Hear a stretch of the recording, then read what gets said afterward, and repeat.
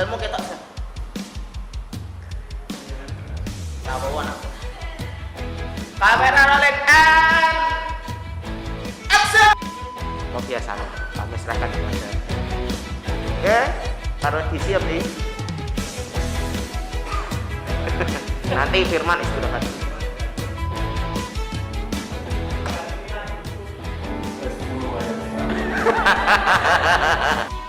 Ya kan makanya kita fokusnya nenggone Tessa. Jadi kan nak memang sudah kan saya tetap lo backing mbak iki.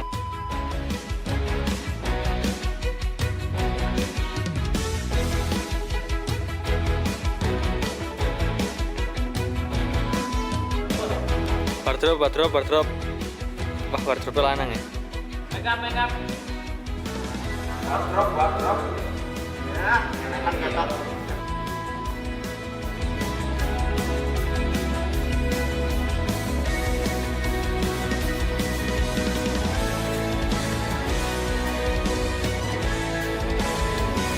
Oke, pakai lampu 212. Inputnya ke sini guys. Oke.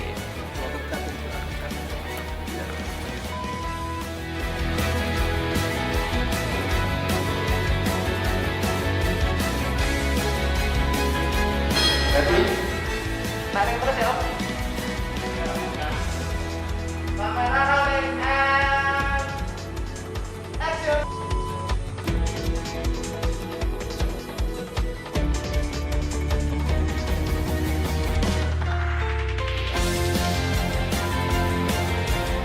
Ya, boleh. Istirahat teman-teman.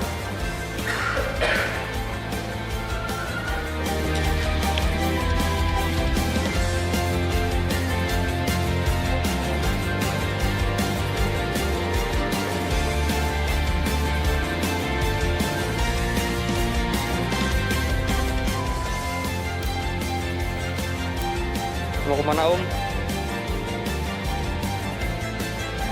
Jalan-jalan.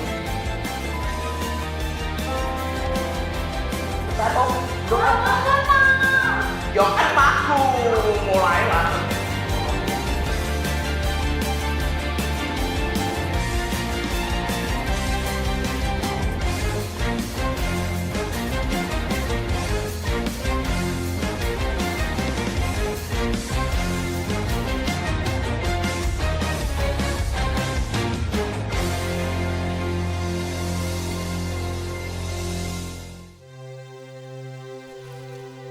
Sebab yang kami rindukan Tuhan, untuk selalu dekat dengan-Mu.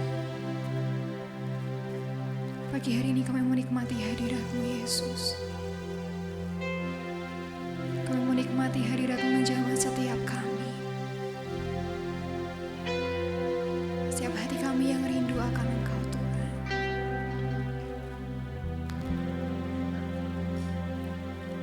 Rindu selalu bersamamu, tinggal di dalam kediaman-Mu, oh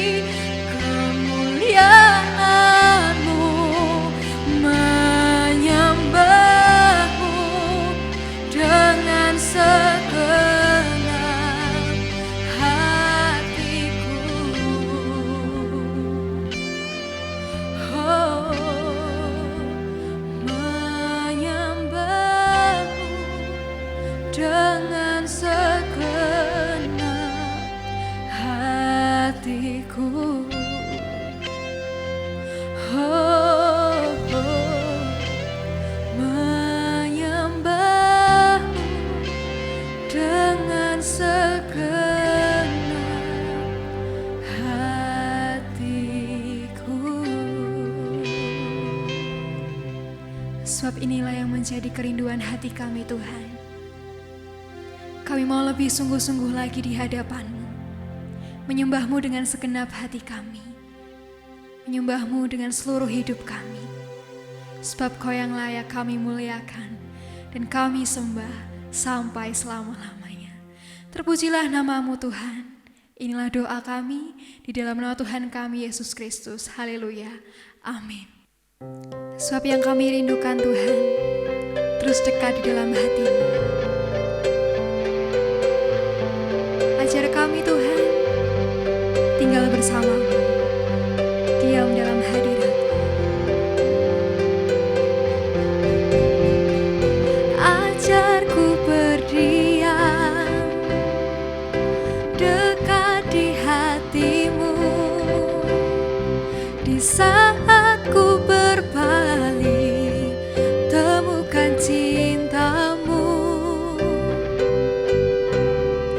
Di sana Kau menanti untuk bawaku lagi bersekutu dalam damai yang sejati. Oh, ku damba hadir-Mu. Oh, inilah rinduku, hidupku hanyalah untuk-Mu. Segenap hatiku kagum akan kebaikan-Mu, dan nafasku menceritakan kasih-Mu. Ajarku berdiam dekat di hati-Mu.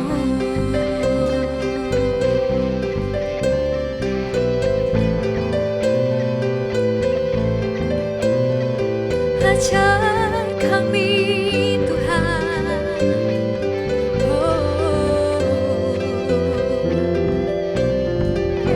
ajarku berdiam dekat di hati-Mu,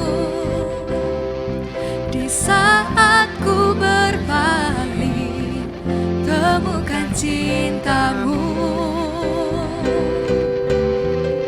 Di sana Kau menanti untuk bawaku lagi bersekutu dalam damai yang sejati. Oh, ku damba hadir-Mu. Oh, inilah rinduku, hidupku hanyalah untuk-Mu. Segenap hatiku kagum akan kebaikan-Mu, dan nafasku menceritakan kasih-Mu. Ajarku berdiam dekat di hati-Mu. Hidupku hanyalah untuk-Mu. Segenap hatiku kagum akan kebaikan-Mu, dan nafasku menceritakan kasih-Mu. Ajarku berdiam dekat di hati-Mu. Hidupku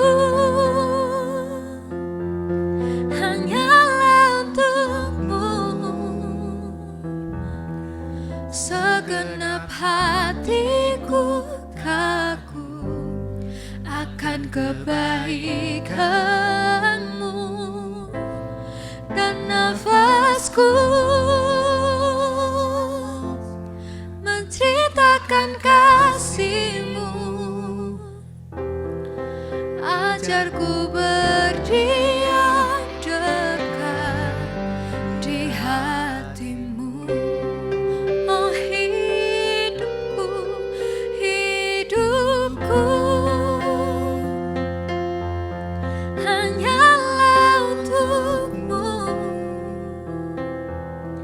Segenap hatiku kagum akan kebaikan-Mu dan nafasku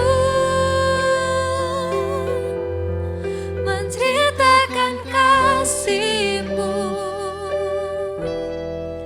Ajarku berdiam dekat di hati-Mu. Ajarku berdiam dekat di hati-Mu. Terus ajar kami, ajarku berdiam dekat di hati-Mu. Ajarku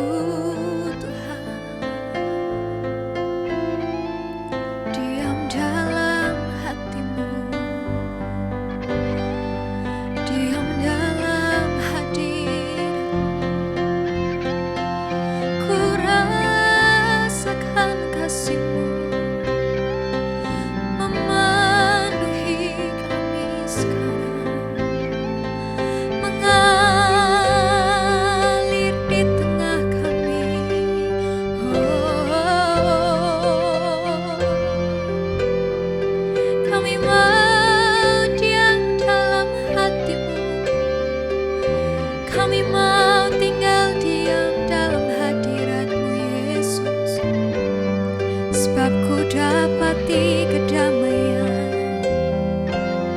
Kami rasakan anugerah-Mu, Tuhan.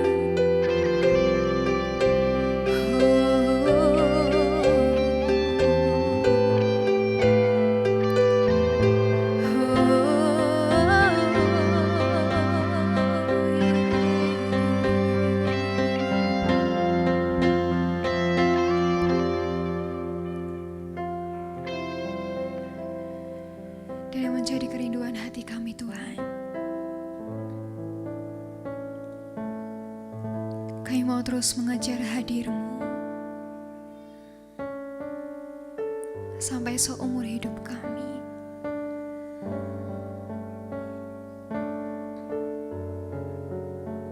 Kami mau terus berjalan bersama-Mu, Tuhan, sebab Engkaulah sumber segalanya di dalam hidup kami.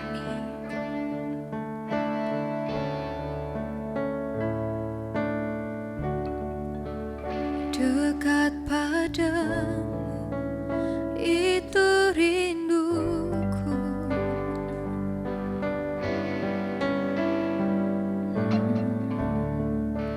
Setiap kataku Kau pun menunggu.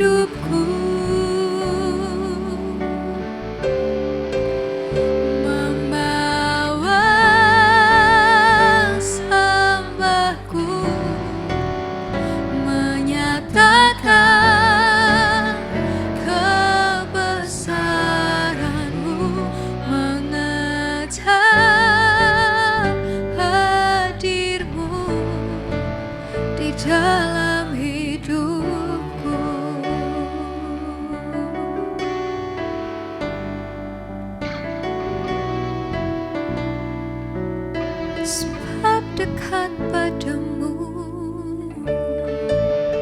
dekat padamu, itu rinduku. Setiap kataku, setiap kataku, kau pun menunggu.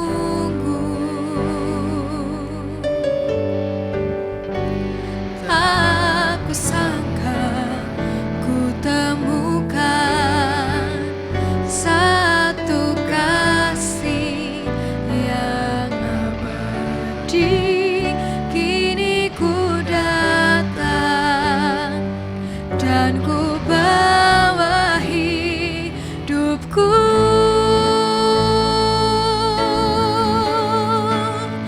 Memandang wajahmu, mengikuti kebaikanmu, mengejar hadirmu di dalam hidupku.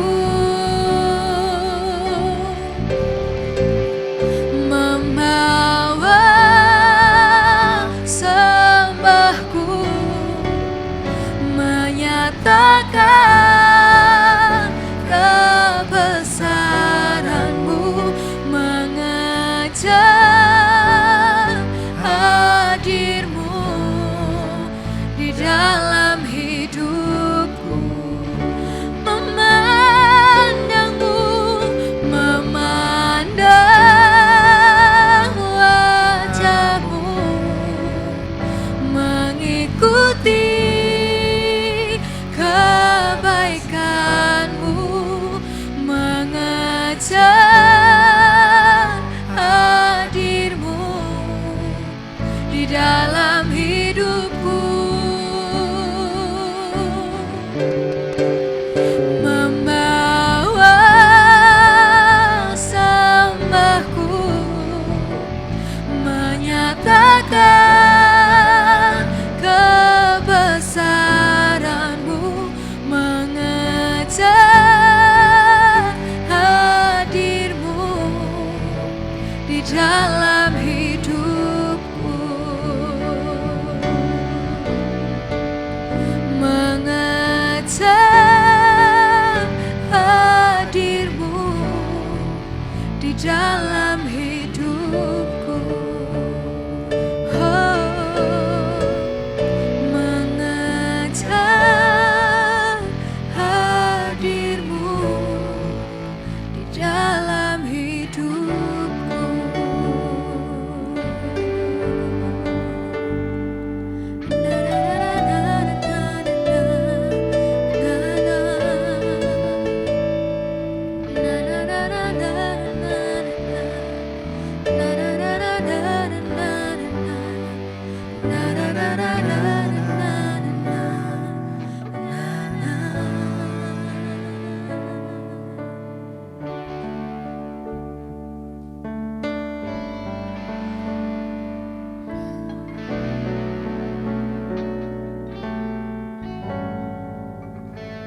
Shalom Bapak Ibu, puji Tuhan.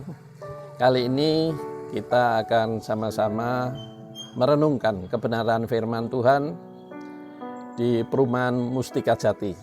Ya, puji Tuhan, dengan suasana yang berbeda, dengan background pemandangan, kita akan sama-sama belajar kebenaran firman Tuhan. Nah, tentunya kebenaran firman Tuhan yang mau saya bagikan atau sharingkan pada kesempatan yang indah ini adalah berkaitan dengan apakah kita sudah menjadi imamat yang rajani. Jadi sambungan yang kemarin, ya. Kemarin kita sudah belajar bagaimana imamat yang rajani itu seperti apa. Apakah kita masih terjebak dengan pola Imam Harun atau kita sudah masuk dalam pola Imam Melkisedek, di mana Yesus sebagai imam agungnya dan kita adalah imam-imamnya yang melayani raja di atas segala raja. Jadi paham ini atau pemahaman ini akan mencelikan mata rohani kita untuk mengerti bahwa sesungguhnya kita ini tidak lagi terjebak dengan pola Imam Harun atau model pelayanan Imam Harun, di mana umat Tuhan pada waktu itu terwakili oleh imam-imam dari suku Lewi, ya. Tidak. Nah, kalau kita masih terjebak seperti itu, berarti kita selama menjadi orang percaya belum melayani Tuhan. Nah, ini kan parah. Tidak boleh dong. Karena 1 Petrus 2 ayat 9 jelas mengatakan bahwa kamulah bangsa yang terpilih, imamat yang rajani. Artinya kita ini imam-imam yang melayani raja di atas segala raja, yaitu Tuhan Yesus. Nah, dengan paham inilah maka kita harus melihat ini seperti apa. Jangan-jangan kita masih terjebak dengan pola Imam Harun, pelayanan model Imam Harun, yaitu semua itu sudah pendetanya, semua itu full timernya, kita ini hanya jemaat biasa. Nah, ini konsep yang salah sekali. Karena itu konsep adalah konsep perjanjian lama. Sedangkan perjanjian baru tidak ada satupun yang disebut umat Tuhan yang menjadi penonton. Semuanya harus terlibat. Masing-masing sesuai dengan bagiannya.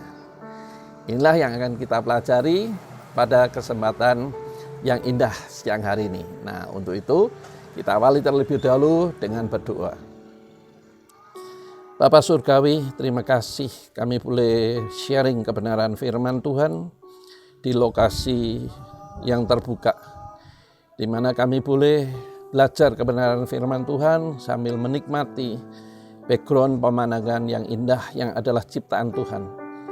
Kami rindu setiap jemaat yang mengikuti ibadah online ini sungguh-sungguh diberkati lewat kebenaran firman yang memotivasi, yang mencelikkan mata rohani jemaat semua atau siapa saja yang mengikuti ibadah online ini untuk bisa memahami bahwa dirinya adalah imam, imamat yang rajani, bukan sebagai penonton, tetapi semuanya terlibat dalam pelayanan sesuai dengan kapasitas yang Tuhan sudah percayakan, yaitu talenta masing-masing.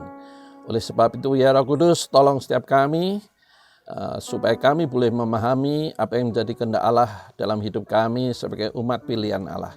Dalam nama Tuhan Yesus kami ucap syukur dan pohonkan doa sembahyang ini. Amin. Baik, kita sudah belajar apakah sudah jadi imamat yang rajani atau belum. Nah, sekarang kita melihat.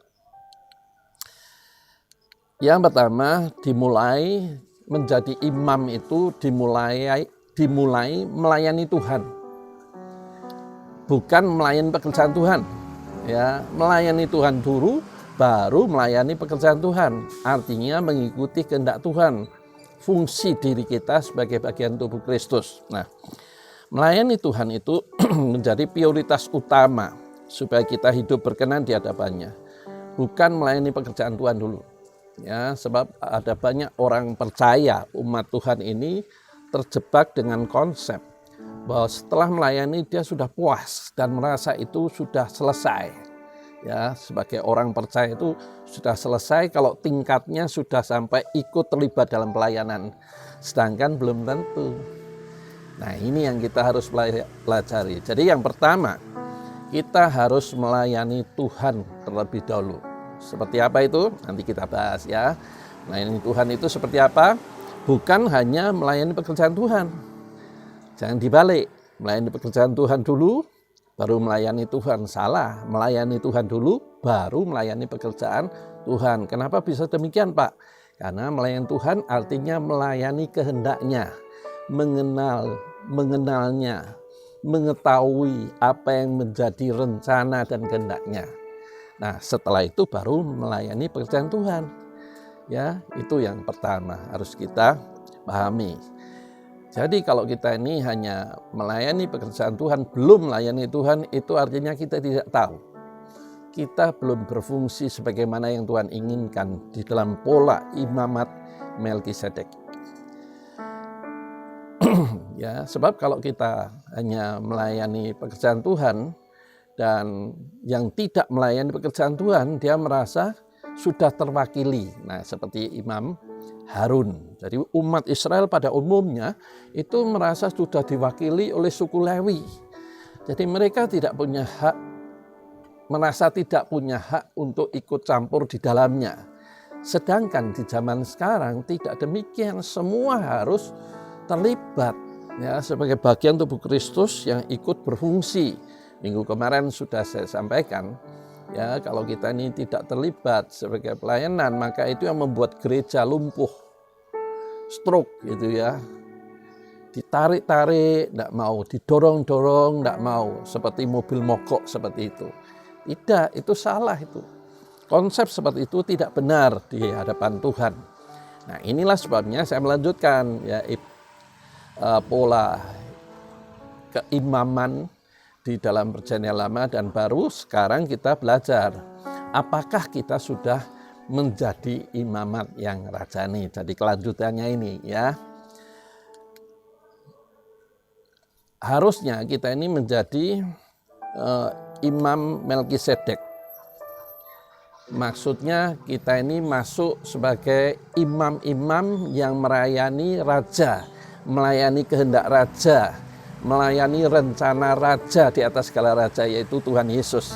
Ya, kalau ini semua tidak, maka kita bisa terjebak kemungkinan melayani diri sendiri. Ya, melayani diri sendiri artinya kita ini maunya diikuti kehendak keinginannya.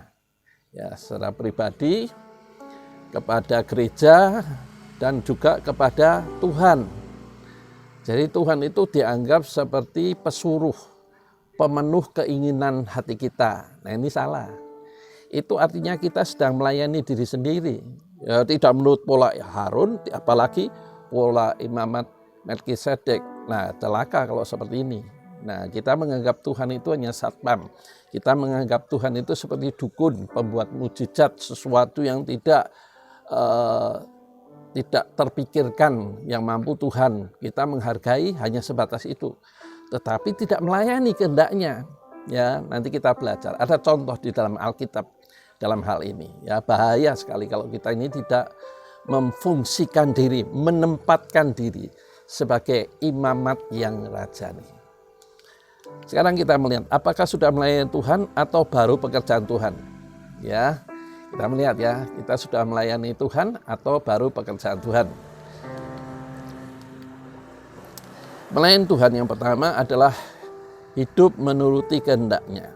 Dengan cara apa, Pak? Taat firman, perintah dan hukum-hukumnya, dan melakukan dengan takut dan gentar. Takut dan gentar itu artinya apa? Hormat, mengasihi, mengagumi kepada Tuhan. Nah, itu artinya kita melayani Tuhan dengan takut dan gentar. Pertama, melayani Tuhan itu adalah taat firman. Jadi kalau kita ini sebagai orang percaya, tidak suka baca Alkitab, itu sama sekali kita menolak untuk melayani apa yang jadi kehendak Tuhan. Karena kehendak Tuhan itu adalah berbicara tentang isi hatinya, rencananya. Nah, isi hati rencananya itu diwujudkan dalam Alkitab. Kalau kita tidak suka baca Alkitab, artinya kita ini menolak melayani Tuhan, melayani kehendaknya. Nah, celaka kalau kita sebagai orang percaya, tidak peduli berapa puluh tahun kita percaya tapi tidak suka baca Alkitab. Itu artinya kita menolak untuk melayani kehendak Tuhan. Nah, celaka kan? Itulah sebabnya kita harus mulai berpikir jernih. Sebab Bapak Ibu harus tahu Tuhan itu sudah mau datang. Dalam pengertian sudah di depan mata. Apa Pak buktinya tanda-tanda zaman? Nah, saya sedang mencari peneguhan yang sangat banyak supaya kita ini bisa memahami iya. Nah, ini yang sedang saya cari bahan-bahannya ya. Yang sederhana aja lah ya. Di bulan Juli ini, bulan Juli yang lalu maksud saya, ada banyak bencana alam yang mengerikan ya, seperti di China. China itu mulai bulan Juni itu hujan, banjir, luar biasa, ya. Kemudian Korea Selatan, kemudian India, kemudian Indonesia di Sulawesi itu, di daerah Luwu itu. Nah, kita melihat itu bencana-bencana, belum gempa-gempa.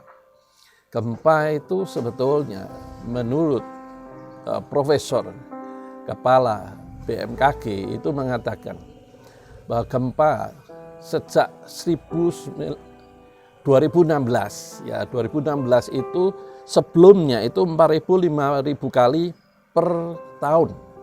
Tapi sejak 2017 itu meningkatnya 5.000, 7.000, 10.000. Jadi tahun 2019 yang lalu itu menurut Ketua BMKG Indonesia ya, itu sudah melebihi 11.000 dan diprediksi tahun 2020 ini 20.000 kali. Jadi peningkatannya itu kalau dibandingkan tahun 2015 itu 4 kali lipat. Itu salah satu tanda aja. Ya, bencana alam, gunung meletus, dan perang. Perang yang dimaksud adalah perang sporadis antara negara, bukan perang dunia ketiga. Kalau perang dunia ketiga itu artinya melibatkan seluruh dunia. Seperti perang dunia pertama. Kenapa disebut perang dunia? Karena melibatkan banyak negara. Ya, tetapi sekarang kita melihat ya, negara baik di Eropa, di Asia, sama semua. Dan mempersiapkan bala tentaranya untuk perang. Ya, oleh sebab itu, kita harus melihat pentingnya kita ini memahami perjalanan hidup sebagai orang percaya. Jangan-jangan kita sama sekali tidak melayani Tuhan. Kalau tidak melayani Tuhan, bagaimana mungkin hidup kita berkenan di hadapan Tuhan? Kalau kita kejebak hanya melayani pekerjaan Tuhan, jangan-jangan kita seperti yang dikatakan Matius 7, ya, ayat 21 sampai 23 yang mengatakan, Tuhan, Tuhan, bukankah aku bernubuat demi namamu, membuat mujizat demi namamu? Tuhan Yesus mengatakan apa? Aku tidak kenal engkau, hai pembuat kejahatan. Nah, celaka kan kalau kita hanya terjebak hanya melayani pekerjaan Tuhan. Itulah sebabnya kita penting untuk melayani Tuhan. Melayani Tuhan artinya melayani kehendaknya. Kehendaknya kita bisa memahami isi hatinya. Bagaimana bisa memahami isi hatinya? Baca Alkitab. Jadi kalau kita tidak suka baca Alkitab, itu artinya kita menolak melayani kehendak Tuhan. Nah, celaka kan kalau seperti itu. Nah, boleh dong. Sebagai orang percaya yang benar itu hidup dalam pola imamat yang rajani dalam perjanjian baru. Bukan pola Imam Harun yang mewakilkan. Yang penting doakan full timer, yang penting pendetanya, yang penting ini saya tak jadi jemaat biasa. Tidak bisa seperti itu. Itu salah konsep. Ya. Nah, sekarang kita melihat selanjutnya. Saat melayani Tuhan di dalam ibadah bersama, pada waktu kita masih 4 bulan yang lalu masih bisa ibadah bersama itu kita memuji Tuhan dengan hati atau sekedar ibadah tapi tidak pernah nyanyi. Alasannya banyak. Kalau manusia itu kan pintar buat alasan. Lagunya baru, tidak bisa. Saya lupa tagnya. Oh, di LCD kan ada tagnya. Jadi kalau kita ini tidak melayani Tuhan, artinya memuji Tuhan aja tidak suka. Sedangkan kita tahu nanti di dalam kekekalan itu adanya memuji, menyembah Tuhan, dan tentunya ada aktivitas lain dalam masa pemerintahan 1000 tahun damai. Nah, kalau kita tidak suka memuji Tuhan, bagaimana mungkin Tuhan mengizinkan masuk dalam surganya? Ya, jadi memuji, menyembah Tuhan itu harus menjadi gaya hidup dalam suka maupun duka. Nah, justru terpenting pada waktu duka itu banyak nyanyi. Nanti hati kita, jiwa ini kita kan jadi terhibur, pengharapan muncul. Jadi kalau melayani Tuhan itu suka memuji, menyembah Tuhan. Selanjutnya kita bisa membukti, sudah Pak, saya rajin baca Alkitab. Dari Kejadian Wahyu saya sudah mengulang berkali-kali. Oke, ada enggak perubahan hidup? Ya, jadi kalau melayani Tuhan dengan hati sungguh-sungguh mengasihi, menghormati yang saya katakan dengan takut dan gentar itu, maka pasti ada perubahan hidup. Karena membaca, merenungkan, pasti melakukan kan. Nah, ketika melakukan kan konsepnya berubah. Oh, kalau begini berarti saya salah hidup ini. Maka kita memperbaiki, artinya terjadi perubahan hidup. Jadi kalau sudah suka baca Alkitab, tapi tidak ada perubahan hidup, kan namanya belum melayani Tuhan itu. Ya. Jadi melayani Tuhan yang benar itu pasti menghasilkan perubahan hidup. Transformasi. Ya, transformasi paradigma, transformasi pemahaman tentang keselamatan yang sudah kita bahas bulan Juli yang lalu. Ya. Nah, itulah yang membuat Tuhan berkenan dalam hidup kita. Nah, selain melayani Tuhan dengan benar, pasti menghasilkan paradigma hidup. Artinya apa? Tujuan hidup sebagai orang percaya ini hanya satu, memuliakan nama Tuhan. Ya, dengan kapasitas keberadaan kita masing-masing ini bekerja memuliakan nama Tuhan dengan jujur, setia, tanggung jawab, punya integritas. Itu artinya kita sudah menunjukkan jangan sampai aku memalukan nama Tuhan. Jangan sampai aku jadi batu sandungan. Itu namanya tujuan hidupnya sudah memuliakan nama Tuhan. Ya, dari mana Pak? Itu dimulai dari melayani Tuhan, membaca, merenungkan, melakukan firman, suka memuji, menyembah Tuhan. Ya, sehingga terjadi perubahan hidup kita. Ya, nah sekarang kita melihat melayani pekerjaan Tuhan. Nah, ini banyak yang terjebak di sini. Berkaitan dengan kegiatan di dalam gedung, seperti saya khotbah, mimpin pujian, main musik, ya, main tamburin, kolektan, asyir. Nah, semuanya itu berkaitan dengan pekerjaan Tuhan. Ya, pekerjaan Tuhan itu selama ada kegiatan di dalam gedung. Ya, kalau tidak ada kegiatan dalam gedung, berarti kita ini memuliakan nama Tuhan lewat hidup kita di dalam komunitas kita, church in the marketplace, ya, gereja jemaat itu bisa menjadi berkat di mana saja dia berada. Ya, jadi melayani pekerjaan Tuhan itu semua yang berkaitan di dalam gedung, walaupun itu ditingkatkan terus makin profesional, makin bagus skillnya, itu belum tentu dia mengenal Tuhan. Apa sebabnya? Karena belum melayani Tuhan. Tanpa mengenal Tuhan, semuanya itu justru tidak mendatangkan kebaikan apapun bagi dirinya secara rohani. Karena melayani Tuhan itulah yang membuat rohaninya tumbuh. Kalau belum melayani Tuhan, rohaninya tidak tumbuh. Tidak peduli sekian puluh tahun lamanya melayani pekerjaan Tuhan, tapi kalau belum melayani Tuhan, rohani pasti tidak tumbuh. Justru malah terjebak menjadi puas diri, merasa senior, dan yang muda-muda dianggap junior, kurang pengalaman. Bukan masalah itu. Perubahan hidup itu yang menjadi ukuran Tuhan, bukan lamanya pelayanan. Ya, yang penting adalah melayani Tuhan punya pengalaman pribadi dengan Tuhan. Ya, bukan hanya sekedar aktivitas di dalam pekerjaan saja. Menilai sudah melayani pekerjaan Tuhan dengan benar bisa dilihat dari buah hidup. Ya, yang tadi saya sampaikan, ya, terjadi perubahan hidup karena merenungkan dan melakukan firman. Jadi kalau melayani pekerjaan Tuhan tidak terjadi perubahan hidup, berkenan enggak? Tidak kan? Tidak peduli berapa puluh tahun sudah melayani pekerjaan Tuhan. Ya, tidak peduli itu. Ya, tetapi yang penting itu adalah perubahan hidup karena melayani Tuhan, melayani kehendak rencananya. Ya.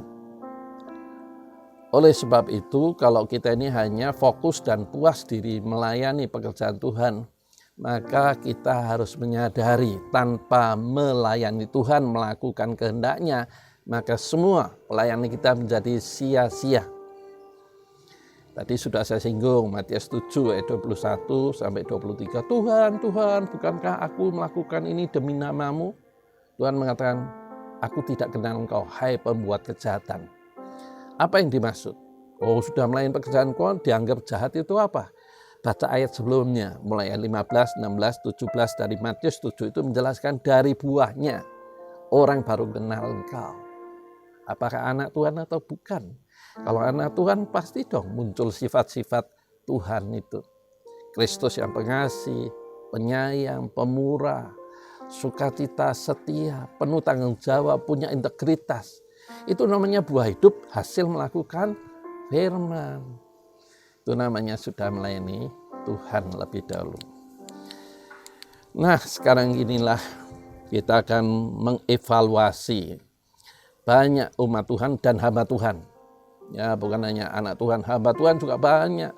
Tanpa disadari terjebak bukan melayani Tuhan, tapi melayani Tuhan dan mengikuti kehendaknya tidak, tetapi aku hamba dan engkau Tuhan, bukan seperti itu. Tapi aku Tuhan dan Tuhan hamba. Ya, nanti kita melihat contohnya. Melayani terjebaknya apa? Melayani diri sendiri. Yaitu mengikuti kehendak. Aku hamba dan aku juga Tuhan. Ya, jadi merasa aku ini hamba di hadapan Tuhan. Aku hamba Tuhan, aku pendeta di hadapan Tuhan. Tapi Tuhan suruh melayani kehendakku. Nah, ini namanya kan aku hamba, aku juga Tuhan. Ya. Jadi berarti kan bukan melayani Tuhan, ternyata melayani dan memuaskan diri sendiri. Ya, kita lanjut.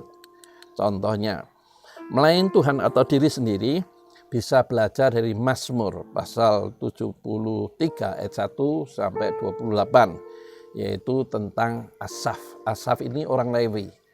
Ya, bagian ngatur puji-pujian. Nah, dia pun menjadi seorang nabi, menyampaikan nubuatan juga ditulis juga di dalam Mazmurnya itu. Mazmur yang ditulis dia. Asaf ini pelayan. Ya, sejak bayi sudah jadi pelayan, suku Lewi kok. Dari bayi pun sudah dilatih. Remaja hidupnya penuh dengan tata cara. Bagaimana mempersembahkan korban, bagaimana mengangkat barang, itu ada aturan semua dari kecil. Artinya kalau dia melayani pekerjaan Tuhan, sudah apal. Sampai tidur aja mungkin dia bisa ngikuti, karena sudah dari kecil, sudah dilatih. Tetapi apa yang dikatakan di dalam Mazmur pasal 73 ayat 13 dan 14-nya berkata demikian. Sia-sia sama sekali aku mempertahankan hati yang bersih dan membasuh tanganku tanda tak bersalah. Namun sepanjang hari aku kena tulah dan kena hukuman setiap pagi. Ya, ayat 13 dan 14 ini mengingatkan bahwa Asaf itu ternyata walaupun tekun setia dari kecil sampai saat waktunya dia berusia 25 tahun mulai terlibat secara langsung dalam pelayanan, ternyata dia hanya kebiasaan saja. Melayani pekerjaan Tuhan hanya kebiasaan saja. Kenapa bisa seperti itu? Karena dia belum menyalipkan dagingnya. Seorang yang melayani Tuhan pasti akan mengerat keinginan dagingnya. Sehingga punya roh penguasaan diri. Ya, mematikan keakuan. Ya, sehingga punya penguasaan diri. Menyadari hakikat sebagai anak Tuhan, sebagai imamat yang rajani. Nah, Asaf ini ternyata belum. Ya, dia mengatakan begini, bahwa sia-sia sama sekali aku mempertahankan hati yang bersih. Jadi hati yang bersih itu dia lakukan itu dengan tendensi dan motivasi. Ya, supaya keinginannya dituruti. Nah, jadi orang kelihatan religius, agamawi sekali. Kelihatannya baik. Tapi ternyata tidak baik. Ya, kenapa? Karena motivasinya masih untuk menyenangkan. Aku hamba, tetapi aku juga Tuhan. Nah, ini Asaf, contoh konkret yang bisa kita pakai sebagai panduan dalam menjalani hidup ini. Jangan sampai kita ini seperti Asaf. Kenapa bisa seperti itu? Karena Asaf melihat kenyataan semua kegiatan yang dilakukannya ternyata tidak memberi hasil dan kebaikan bagi dirinya. Sehingga dia marah karena segala keinginan hatinya tidak Tuhan berikan. Sampai Asaf punya keinginan berhenti melayani. Asaf mengharapkan keinginan dikabulkan Tuhan dengan cara mempertahankan hati yang bersih tadi. Ya, mempertahankan hati yang bersih dan membasuh tanganku, tanda tak bersalah. Artinya perbuatan tindakannya baik. Ya, itu namanya mempertahankan hati yang bersih dan membasuh tangan, tanda tak bersalah, yaitu tindakan dan perbuatannya. Dan ketika tingkah laku beragamanya dengan segala perilaku religiusnya ini tidak mendapatkan hasil, maka Asaf marah kepada Tuhan. Ya, kenapa? Karena Tuhan tidak bisa memenuhi keinginan hatinya. Asaf berpikir untuk mengubah hidup jadi orang fasik saja, mengenal kebenaran tidak melakukan, itu namanya orang fasik. Kenapa? Karena pikirnya kefasikanlah yang akan menghantarkan untuk mendapatkan keinginannya, impiannya.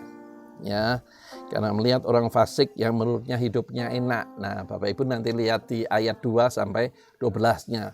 Gemuk, tidak ada masalah, selalu sukacita, hidupnya enak, nyaman saja. Itu gambaran yang membuat Asaf cemburu.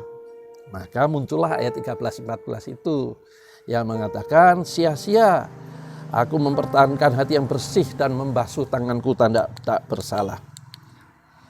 Penyebab kemarahan Asaf ini diungkapkan, ya, melihat kecemburuan orang fasik itu ayat 3-12. Ia menyatakan kecemburuannya kepada orang fasik yang tidak beragama tetapi mendapatkan segala yang manusia umumnya idam-idamkan, yaitu sehat, gemuk, lancar, usaha, kaya raya, senang selamanya. Dia pikir, aku kok tidak bisa nikmati seperti itu, percuma aku mempertahankan ya kesalahan hidup. Ya, jadi kesalahan hidupnya ini dengan tujuan supaya Allah berkenan dan Allah memenuhi segala keinginan hatinya. Itu namanya religiositas, agamawi saja hidupnya. Konsep ini menjelaskan susunan hidup Asaf adalah aku nomor 1, keinginanku nomor 2, dan Tuhan nomor 3. Nah, konsep hidup seperti ini, Tuhan itu posisinya nomor berapa? 3. Nah, karena pemenuh keinginan kan, bukan paling utama. Tuhan hanya berfungsi menyediakan apa yang diinginkan hatinya. Ya, diinginkan hatinya nomor 2. Kalau semua yang diinginkan didapat, maka aku nomor 1, senang dan puas. Nah, ini menunjukkan bahwa Asaf itu menempatkan dirinya sebagai Tuhan. Ini salah. Itu dosa utama. Karena menyamakan dirinya sebagai Tuhan. Kenapa? Harus memuaskan keinginan. Jadi orang yang egois itu tanpa sadar, dia itu dosa di hadapan Tuhan. Karena menempatkan dirinya sama seperti Tuhan. Semua harus mengikuti keinginannya. Itu menempatkan diri seperti Tuhan. Minta dilayani, dipenuhi segala keinginan. Itu salah, itu dosa itu. Ini contoh yang sangat luar biasa. Supaya kita belajar, ya, supaya tidak mengulang. Jadi Asaf merasa dirinya itu tertinggi, bukan Tuhan. Tuhan hanya sebagai pemenuh nomor 3 aja. Yang kedua keinginan itu nomor 2. Yang pertama akunya. Salah ini di hadapan Tuhan. Jadi imamat yang raja ini bukan seperti itu. Kemarin Asaf hasil memusatkan perhatian pada diri sendiri. Ya, tujuan hidupnya ternyata bukan untuk menyenangkan hati Tuhan, tapi menyenangkan dirinya. Salah ini, karena menempatkan dirinya sama seperti Tuhan, salah ini. Nah, keinginan di posisi kedua kepentingannya, ya, sehingga akhirnya Asaf tidak ngerti pekerjaan Tuhan, tidak ngerti melayani Tuhan, tidak ngerti kehendak Tuhan, walaupun sejak kecil dilatih. Coba bayangkan, kalau Bapak Ibu melihat sejarah kehidupan orang Lewi, waduh. Itu sangat luar biasa, harus hafal Taurat. Sampai mereka rambutnya dikunjir-kunjir, itu di dalam rambut itu adalah kertas untuk menghafalkan ayat. Bayangkan seperti itu aja, tidak ngerti kehendak Tuhan. Nah, kita jujur, apa kita ngerti kehendak Tuhan? Ya, itulah sebabnya kita harus betul-betul memahami seperti apa imamat yang rajani. Ya, sebab jangan-jangan kita juga terjebak ini. Tujuan hidup hanya memenuhi keinginan, mimpi sendiri dan tidak memikirkan tujuan Tuhan dalam hidupnya. Atau mungkin kita tidak seterus terang Asaf, marah dan mengungkapkan kekesalan hatinya. Kita tidak melakukan tingkah laku agama dengan rela, ya tidak terpaksa. Tetapi sama saja kalau tidak ada pengenalan akan Tuhan. Ya, jadi sebagai orang Kristen ini sama sekali kita ini belum melayani kehendak Tuhan. Tetapi hidup menurut kemauan diri sendiri. Hidup tidak mau dipimpin Tuhan. Selanjutnya, mengalami perubahan pandangan hidup. Kapan Asaf mulai mengalami perubahan pandangan hidupnya? Ayat pertama. Asaf bangkit, ya, sesungguhnya Allah itu baik bagi mereka yang tulus hatinya, bagi mereka yang bersih hatinya. Jadi kalau kita ini tulus, tidak punya motivasi untuk memuaskan keinginan, itu pasti kita mengakui Tuhan itu baik. Ya, Tuhan itu baik. Tetapi kalau kita ini ingin memuaskan keinginan dan keinginan tidak terpenuhi, maka kita mengatakan Tuhan itu tidak baik.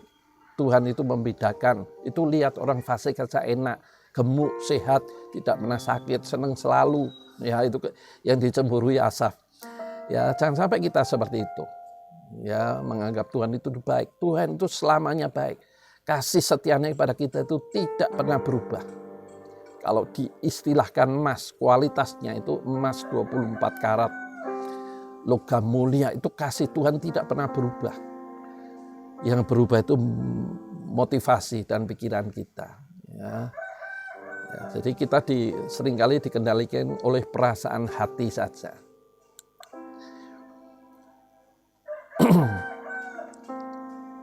Asaf berubah apakah Allah sudah memenuhi keinginan hatinya? Tidak. Ya, apakah ia sudah kaya? Tidak. Apakah dia sudah mujur? Tidak. Apakah hartanya semakin banyak setelah mengeluh pada Tuhan? Tidak. Ya. Kebaikan dan pengenalan pada Tuhan disadari ketika ia mencari keintiman dengan Tuhan dengan sungguh-sungguh. Ayat 17, ya. Sampai aku masuk ke dalam tempat kudus Allah sehingga tahu kesudahan hidup mereka. Jadi ketika kita intim dengan Tuhan dalam saat teduh itu kita tahu endingnya manusia itu seperti apa. Hidup dalam dunia ini kosong bagi orang dunia. Tapi hidup sebagai orang percaya ini ada isinya. Karena ada tujuan hidupnya, yaitu memuliakan nama Tuhan. Nah ini Asaf jadi sadar. Oh ternyata hidup ini adalah untuk memuliakan nama Tuhan. Diberkati, mujur, kaya atau tidak ada masalah. Yang penting hidup ini berkenan di hadapan Tuhan. Melakukan kehendak sesuai bagian kita masing-masing. Ya. Meskipun keadaan secara lahiriah belum berubah, tetapi secara rohani ia mengalami perubahan. Jadi perubahan bukan perubahan sampai terjadi perubahan. Ya, jadi yang berubah hatinya dulu sehingga pandangan hidupnya berubah. Paradigmanya berubah.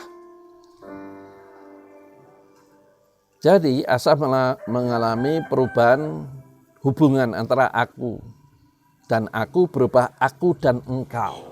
Jadi kalau aku dan engkau artinya aku hidup adalah untuk memuliakan nama engkau Tuhan. Nah itu perubahannya. Bukan karena mujurnya, bukan karena kayanya. Ya nanti ketika saya sedang mempersiapkan ini khotbah tentang akhir zaman ini, ya nanti kita akan melihat di sana. Ya, ayat Tuhan itu tidak pasti digenapi. Langit dan bumi boleh lenyap, tapi firman-Nya tetap. Ya, Matius 24 ayat 35. Artinya janji Tuhan digenapi. Kapan janji Tuhan digenapi? Ketika kita melakukan kehendak-Nya. Itu kata kuncinya. Nah, yang sedang kita pelajari minggu-minggu terakhir ini. Jadi meskipun keadaan setelah lahiriah belum berubah, tapi rohaninya sudah mulai berubah.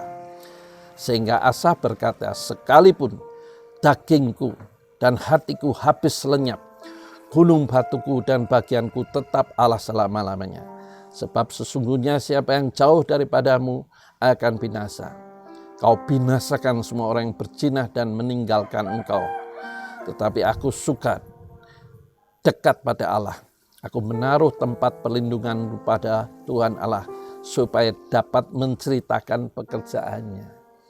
Jadi Asaf setelah membangun hubungan dengan Tuhan yang ditulis dalam ayat 17 itu, dia bisa melihat kesudahan orang fasik itu binasa. Ya, binasa itu artinya kelihatannya hidupnya senang selalu gitu, tapi endingnya hancur. Nah, sadar, iya ya, beruntung aku sudah diselamatkan ini. Nah, kalau sudah diselamatkan, itu kan adalah sesuatu yang mulia dan indah. Karena harga keselamatan itu tidak bisa dibayar oleh seisi dunia ini. Jadi dia menyadari, wah Tuhan ampuni, kalau selama ini saya salah pandang. Nah, dari belajar dari Asaf ini, kita harus merubah cara paradigma kita, transformasi paradigma. Sehingga kita menyadari hidup ini bukan untuk memuaskan keinginan, tapi menyenangkan hati Tuhan. Ya, proses perubahan hidup Asaf karena mencari Tuhan sungguh-sungguh. Ya, Mazmur 73 ayat 17 itu. Ya, Tuhan tidak lagi didekati secara fungsional, pemenuh keinginan, sebagai alat untuk mendapatkan keinginannya, tidak. Tetapi Asaf mendekati Tuhan sebagai Raja, Lord, Gusti. Ya, sadar Allah berdaulat menentukan segala sesuatu, bukan dirinya yang ngatur Tuhan. Maka terjadilah hubungan yang benar. Aku dan engkau, Rajaku, penebus hidupku. Itu proses perubahan hidup Asaf. Jadi kalau Bapak Ibu mau mengalami perubahan, jadikan Yesus Raja yang berdaulat dalam hidup kita. Nah, perubahan dalam pergaulan Asaf dengan Tuhan ini jelas tidak akan terjadi jika Allah menuruti keinginan hati Asaf. Tidak terjadi kan? Jadi kalau Bapak Ibu sedang diproses, jangan-jangan itu penyebab kita belum menjadikan Tuhan sebagai Raja. Begitu kita menjadikan Yesus sebagai Raja dalam hidup kita, maka saya percaya pintu-pintu yang selama ini tertutup jadi terbuka. Kata kuncinya melayani Tuhan. Ya, jangan kita menyuap Tuhan, ya, tapi melayani Tuhan, menjadikan Tuhan Yesus sebagai Raja. Itu kata kuncinya. Maka saya percaya pintu-pintu yang selama ini tertutup menjadi terbuka. Kenapa Pak bisa seperti itu? Kalau kita ini melayani Tuhan, kehendaknya kita pasti taat firman kan. Nah, taat firman itu dalam semua area, dalam masalah keuangan, dalam masalah kesehatan, dalam masalah apapun, itu menjadi terbuka semua. Keharmonisan rumah tangga itu juga mulai karena melayani kehendak Tuhan. Kehendak Tuhan bagaimana sikap sebagai seorang suami, bagaimana sikap sebagai istri sesuai dengan kehendak Tuhan. Nah, itu artinya mulai terbuka itu. Pintu keharmonisan mulai terbuka dalam keluarga. Ketika melayani kehendak Tuhan, bukan melayani keinginannya, marah kalau tidak dituruti. Ini kan melayani diri sendiri dan itu dosa utama loh. Karena menjadikan dirinya seperti Tuhan. Nah, semua keinginan harus dituruti. Nah, ini kan salah ini. Bagaimana mungkin kita bisa berkenan di hadapan Tuhan kalau sikapnya seperti itu? Ya, jadi kita mau lihat contoh Asaf ini. Ya, walaupun ya, segala keinginan hatinya belum dipenuhi, tetapi dia sudah mengerti tujuan hidupnya. Nah, itu kata kuncinya, ya, melayani Tuhan dan bukan pekerjaan Tuhan saja dan merasa puas. Kalau semua keinginannya belum berubah cara pandang hidupnya, maka dia tetap menjadikan dirinya sebagai Tuhan. Ya, Tuhan hanya pemenuh keinginan. Nah, ini kan salah kalau seperti ini.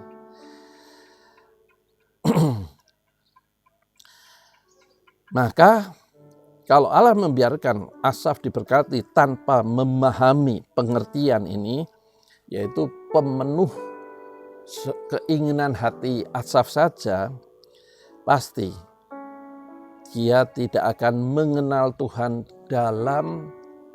lebih dalam lagi. Mengenal Tuhan, kehendaknya, hatinya, pikiran, perasaannya lebih dalam lagi. Tidak mungkin kalau Tuhan memenuhi segala keinginannya. Ya, jadi saya seringkali mentertawakan orang yang mengancam sama Tuhan. Saya tidak mau ke gereja lagi kalau Tuhan tidak mengabulkan permintaan. Lah Tuhan kok dianggap seperti dukun saja.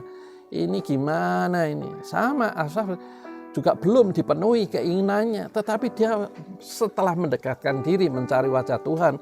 Di dalam Mazmur 73 ayat 17 itu Asaf menyadari cara pendekatannya itu mulai menyadari. Maka disingkapkan tirai-tirai selubung yang menutupi mata rohani selama ini. Jadi, apakah kita sudah menjadikan Tuhan paling utama dalam hati kita? Kita pasti sadar. Sesungguhnya kelakuan agama atau pekerjaan Tuhan itu sering hanya untuk memaksa Tuhan mengikuti hatinya saja. Nah, ini konsepnya ini. Ada pelayan Tuhan yang sudah lama tidak melayani dan hidupnya tidak nyaman. Dan dia berpikir, saya harus melayani Tuhan lagi supaya hidupnya nyaman. Nah, itu sama seperti Asaf itu. Yang penting itu melayani Tuhan, bukan pekerjaan Tuhan. Kalau orang melayani Tuhan, pasti mengenal Tuhan. Mengenal keindahan keselamatan. Kalau orang mengenal keindahan keselamatan, pasti ingin menyenangkan hati Tuhan. Ya, jadi konsepnya harus berubah, bukan imamat Harun, tapi imamat yang rajani. Pengenalan secara pribadi dengan Allah bukan hanya karena sudah melayani dan memiliki pengetahuan, nah, artinya punya knowledge Alkitab yang bagus, tidak, ya, tetapi karena melalui kenyataan hidup. Ya, memang kenyataan hidup itu kadang-kadang keras dan kejam. Dan iman bisa melewati itu karena mengatakan, tetapi aku suka dekat pada Tuhan. Aku menaruh tempat pelindunganku pada Tuhan supaya aku menceritakan segala pekerjaannya. Artinya dalam ayat 28 dari Mazmur 73 ini artinya Asaf menyadari bahwa hidupnya ini tidak selalu nyaman, tidak masalah. Hidup ini memang keras, tidak masalah. Yang penting Tuhan beserta. Amin. Ya, yang penting Tuhan beserta. Tuhanlah yang akan berdiri di depan kita sebagai panglima. Tuhanlah yang membuka jalan. Tuhanlah yang membuka hal-hal yang tidak mungkin menjadi mungkin. Ya, itu karena iman yang kuat dan Asaf masuk dalam pengalaman itu. Jadi Tuhan sengaja membiarkan kita mengalami segala penderitaan agar aku sebagai Tuhan itu terkikis, hancurkan. Sampai kita punya pandangan tentang arti hidup dengan benar dan melayani dengan benar. Artinya menempatkan Yesus sebagai Raja. Jadi kesimpulannya adalah apakah sudah menjadi imamat yang rajani? Yang pertama dengan prioritas melayani Tuhan. Kehendaknya, rencananya, taat firman, dan melakukan.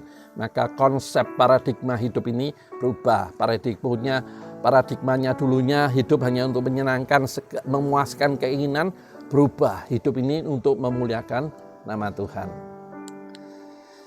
Bukan terjebak prioritas aku utama, keinginanku nomor 2, dan Tuhan sebagai pemenuh keinginan kita.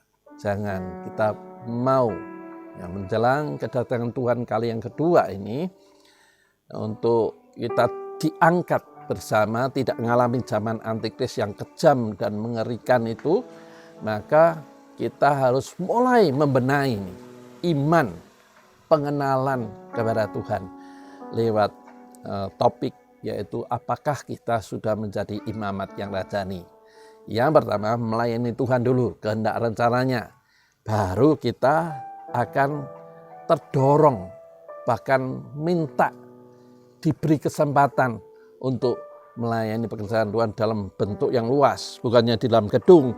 Seperti hari ini tidak ada itu pelayanan di dalam gedung. Pelayanan di luar dalam apa? Sikap hidup yang benar. Ya, menyenangkan hati Tuhan bukan menyenangkan hatinya. membuat Tuhan suka, bukan membuat diri suka. Tidak ya. Oleh sebab itu, Bapak Ibu, mari kita betul-betul memperhatikan kebenaran firman Tuhan ini dan kita mau untuk mulai menjadi imamat yang rajani. Amin. Mari kita berdoa untuk firman Tuhan ini. Bapa Surgawi, terima kasih untuk kebenaran firman-Mu.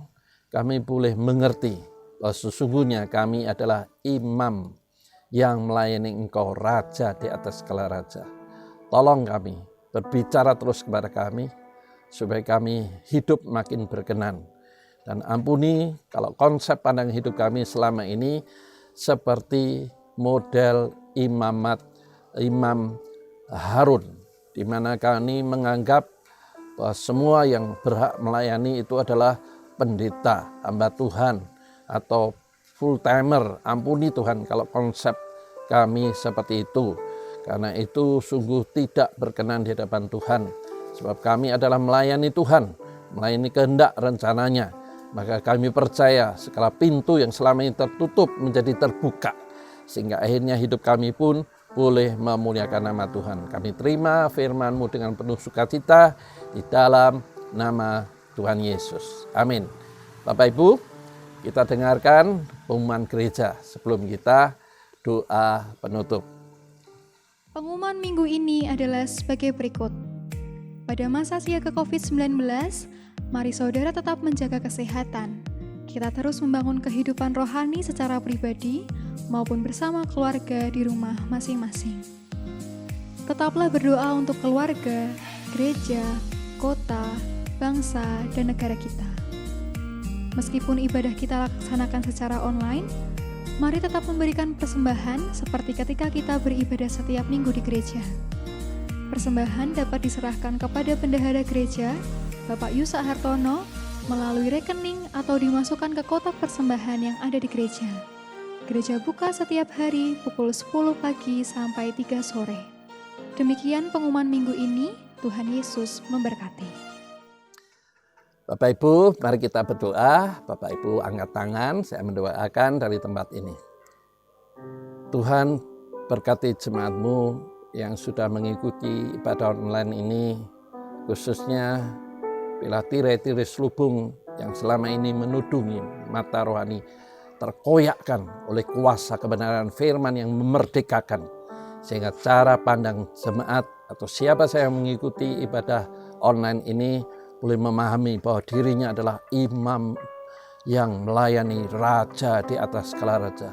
Salah satu anugerah kehormatan boleh melayani Allah yang luar biasa, yang menciptakan, mengatur alam semesta dengan sempurna.